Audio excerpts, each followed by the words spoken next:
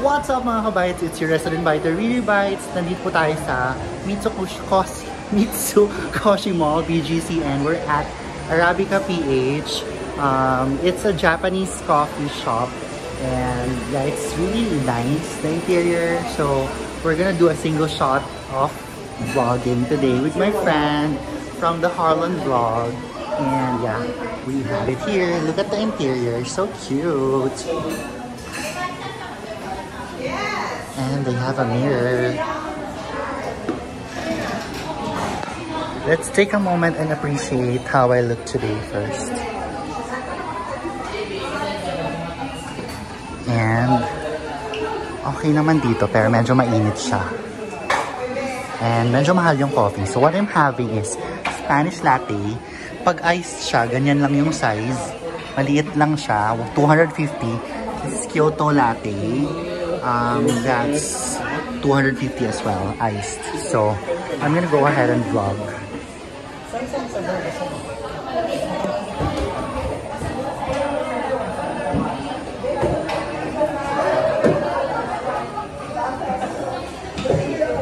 You can see me.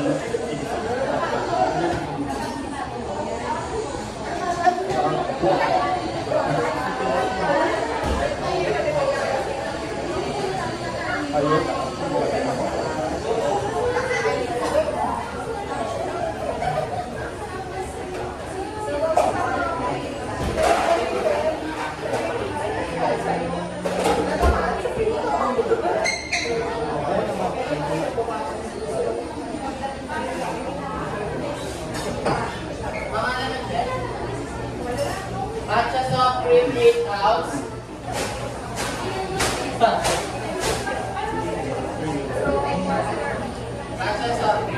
I asked the ate, nahihig pang pagising na medyo matamis. She recommended the Spanish latte, but it's not really matamis. Okay lang siya. There's very faint na sweetness. Siguro, ano siya, it's less sweet than 2 pumps na white mocha na barista drink sa Starbucks. But it's really good. So I'm gonna go ahead and try Con's drink. Bilang ako ay desisyon. So this is the Kyoto latte. Try that. Spanish latte.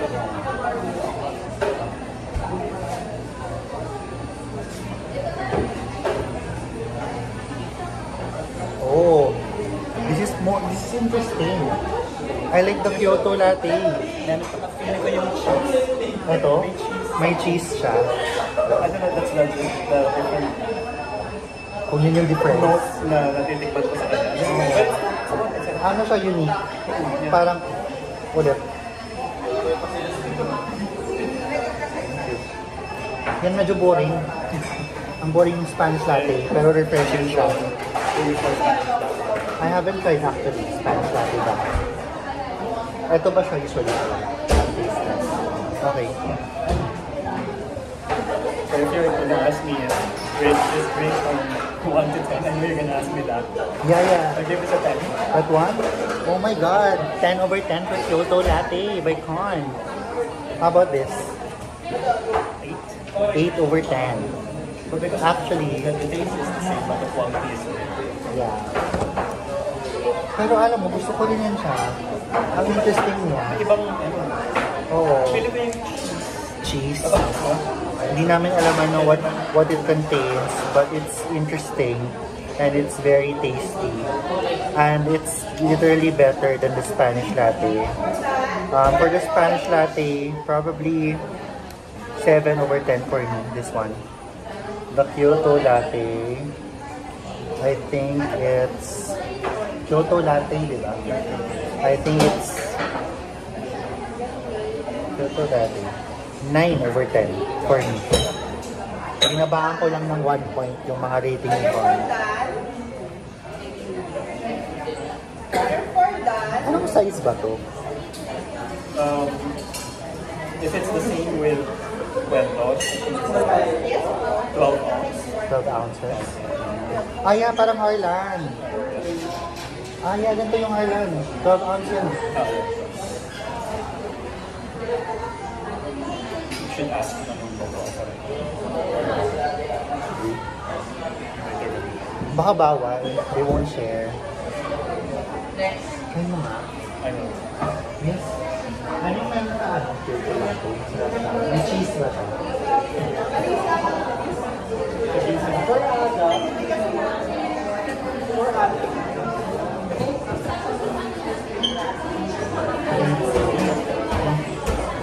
So, mali ako. Sa beans daw.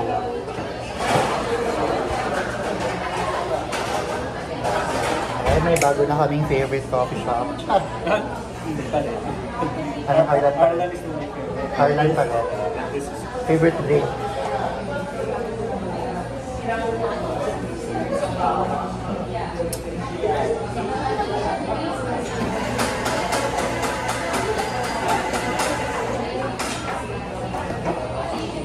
Kumusta naman ang negosyo natin dyan? magpaganda. Okay naman. Magbubukas na ba tayo ng branch sa Batangas at saka sa ano, Batanes? Alam ko sila muna. Ay nako, grabe yung negosyo talaga. Kwento Batangas. Magkwento Makati tayo. Kwento BGC, gano'n.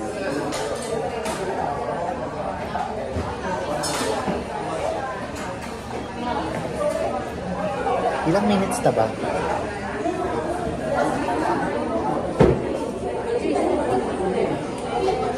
6 minutes. Yeah. So what can you say about the interior? Besides it being hot, mainit. So super mainit here. Parang walang aircon. I think it's kind of like Harlan as well, na parang to go lang siya. Na parang you're not encouraged to stay. Diba? Kasi with Harlan, kaya walang restroom. Kasi to go lang talaga yung ano nila. I-pick up ko lang. Ano, yun yung concept talaga ng Harlan. Pero eto, baka, ewan ko, nagtitipid. Hindi naman.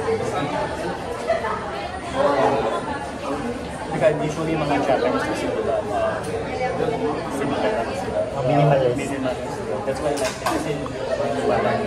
But I can't imagine drinking a hot coffee here. Mahuhulas ako talaga. So, yung iced na Spanish latte really refreshed me. In the sense na it's malamig.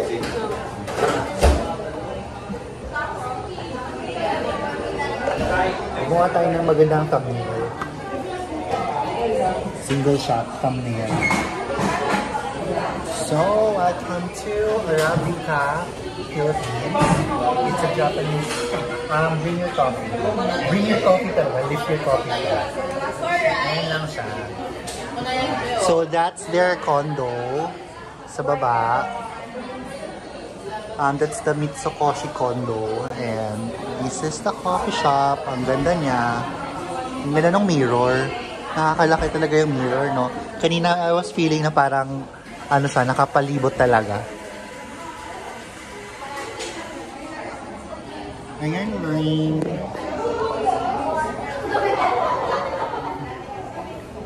Baka ma-soft launch tayo. Charot! Yung sinabi nung ano, isa mong affiliate. For the cloud. For the cloud. House life. Okay naman siya. I have a new work. I have a new account. Ang galing ko sa training. Charot feeling, pero magaling ako talaga. Ayoko, ang problema ko kasi pag masyado mo ginagalingan sa training, pag hindi ka magaling sa prod, parang nakakababa ng self-esteem. Kaya hindi ko tinatry kong ayaw galingan sa training. Pero ang galing ko kasi talaga. Feeling. Once you pass, magaling ka sa job. Oo, pero bumababa yung self-esteem ko pag magaling ako sa training, tapos yung mga hindi magaling sa training, mas magaling pa sa akin sa prod. Parang, bakit? Kaya ayokong galingan, kinakalmahan ko, pero I can't control my spotlight. It's always there. Alam mo, parang lagi sila natatawa sa akin. Ako yung entertain. Parang class na. Hindi. Ikaw Hindi. Ikaw pa rin yung Hindi naman. star. Oo, ganon. With five. I mean, I think the pressure is there. Pag-train sa pagkakita. yeah, yun yung pressure. Yun yung pressure talaga. Wala namang title na star ako talaga. Pero feeling ko lang ako yung star. Ayaw ko lang kung star ako talaga. Char! Hindi na yan. So, ayun. Sana tumagal ako sa account kasi pang ilang lipat ko na to, Diyos ko, 2.5 years. Hindi pa rin ako nag-grow. Ano na, company. Hindi ko na sasabihin yung company. Baka matagal pa ako sa'yo. Ha? Sa akin? Company ko? Okay lang, bahala sila.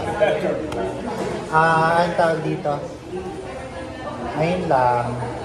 At saka napapadalas na kami sa BGC kasi malapit ako dito. Kaso si Con, medyo malayo siya. Pero namimiss niya itong part na to ng world. Charot. Kasi madalas siya dito dati. He's a BGC guy. Ako naman, I'm in between BGC and Pobla, so which makes it super convenient for me. Pero pumupunta din naman ako kinakon. So, ano bang meron doon? Charot. Talipa pa. Charot. Charot lang, walang mall. Medyo provincial kasi yung area ni Kailangan ng passport. medyo provincial kasi siya. Kasing layo ng Alabang, mga 2 hours. Charot. Anong meron doon? Talipa pa. Ang mean ko, sorry. I'm super mean. I'm not mean like that. I'm just, making him laugh. Anong meron doon? Anong meron doon sa Caloocan boundary? Talipa pa? In fairness naman sa area ni Con, maraming mga condos, mga construction, mga broken road. Broken road. Road under maintenance. Akala ko, Broken Heart or Boulevard of Broken Dreams. Hindi ako maalis. Kasi hindi siya belong doon, hindi siya broken. Dito siya sa mga matitino, mga fix. Sarap. Hindi ginagawa sa Ganyan nga. Ba't masyado kang nag-personal, Con? Porket ba madalas ako matukso, napitin kasi ako, hindi ko naman kasi kasalanan. Di ba ako naman yung kung may mga classes? Basta kasi magpapatuloy sa people, kung magpapatuloy. Sige, itatry ko. Charot lang. Baka may magalit. Hi sa'yo. Ingat ka dyan. I miss you na. Charot. Enjoy your work. 6 weeks tayong di magkikita. Miss na kita agad. Charot. Corny. Miss na agad. Ayaw niyang maniwala. Ganyan yung. Patingin niya ulit ng shock face. Ayun lang. 13 minutes na tayo. Thanks for watching. If you haven't yet, please do subscribe. Click like, drop your comments, and share this to all your fans. And follow me on all of my social media. Lahat po ng aking links nasa baba. And the link of Kwento Cafe's coffee shop, yung Facebook page nila, and TikTok, and Instagram nasa baba. Pa-follow po. He is an entrepreneur. He owns a coffee shop. And kaya kami nag-review ng mga coffee everywhere para kung may makuha kami mga ideas, gano'n. So, ayun. And then, bukas mag-shoot kami ng mga TikTok. Ayun lang. Kwento, Cafe, MNL. Ka muna. Binishina.